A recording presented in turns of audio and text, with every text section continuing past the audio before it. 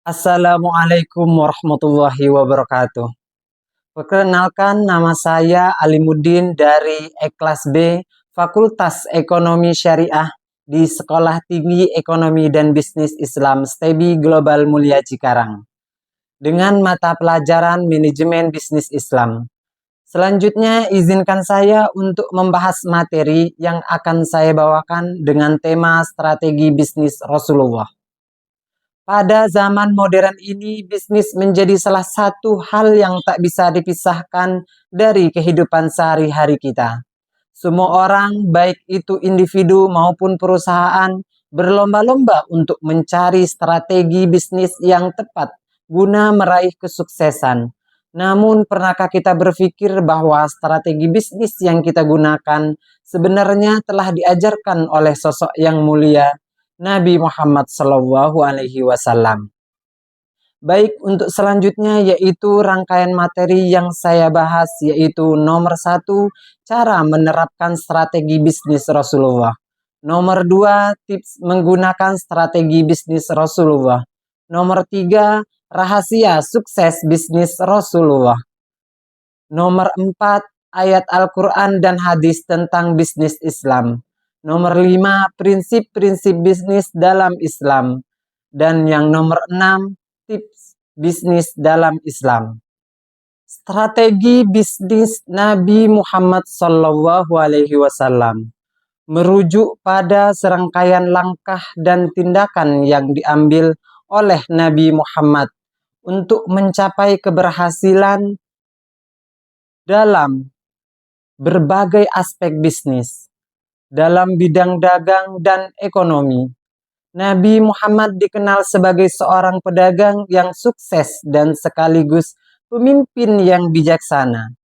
Melalui strategi bisnis yang cerdas, Nabi Muhammad mampu membangun fondasi yang kuat untuk perkembangan ekonomi umat Islam pada masa itu. Strategi bisnis Rasulullah yang diterapkan oleh Nabi Muhammad SAW selama hidup beliau sebagai seorang pedagang dan mengeksplorasi sebagai aspek bisnis yang dilakukan oleh Nabi Muhammad SAW, dan bagaimana penggunaan strategi tersebut dapat menginspirasi kita dalam menjalankan bisnis di era modern.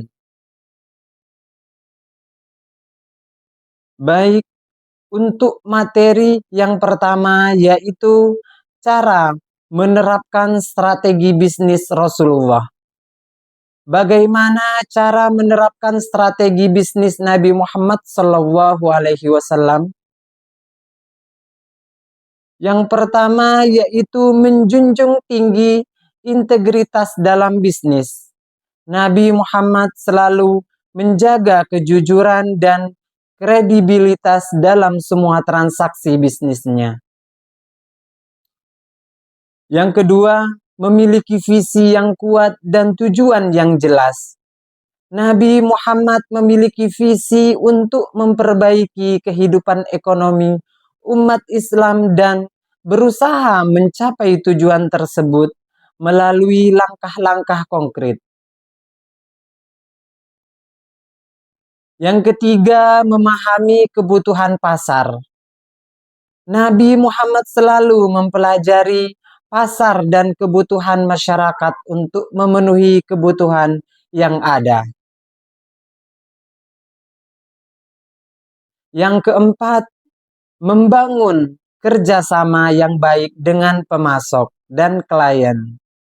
Nabi Muhammad menjalin hubungan yang baik dengan pemasok dan klien untuk memastikan kelancaran bisnisnya.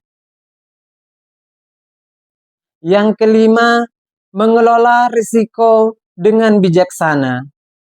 Nabi Muhammad memiliki kecerdasan dalam mengelola risiko bisnisnya dan mengambil langkah-langkah untuk menghindari kerugian yang tidak perlu. Untuk pembahasan yang kedua, yaitu tips menggunakan strategi bisnis Nabi Muhammad SAW.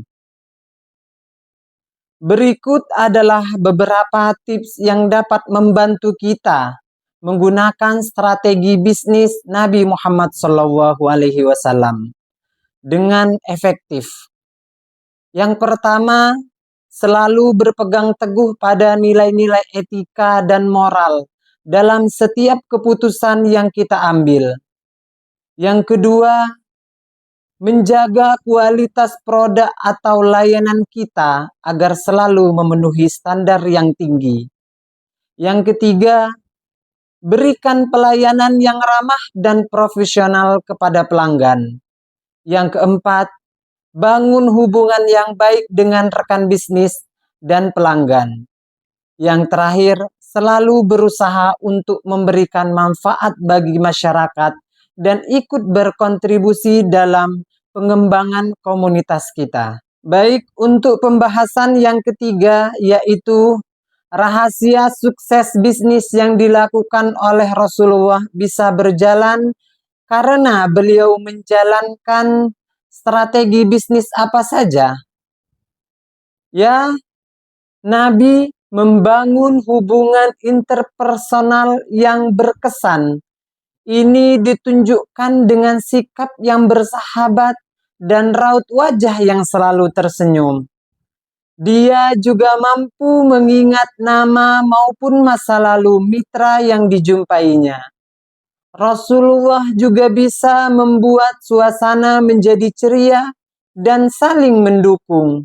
Sikap ini dinilai ampuh untuk menciptakan optimisme walaupun serba kekurangan. Yang kedua, menentukan target pasar. Pelaku bisnis harus menemukan siapa yang menjadi konsumen. Yang ketiga, solusi pelaku UKM untuk menyelesaikan permasalahan konsumen.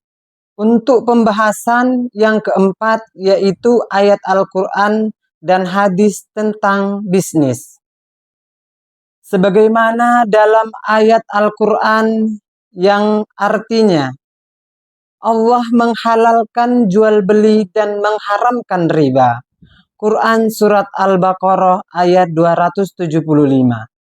Ayat ini menunjukkan bahwa riba yang merugikan pihak lain harus dihindari. Bisnis yang dilakukan harus dilakukan dengan penuh kesadaran dan tanggung jawab.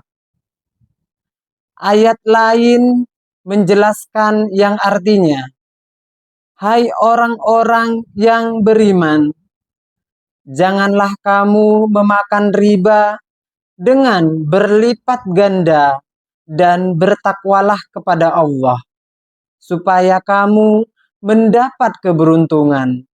Quran Surat Ali Imran ayat 130.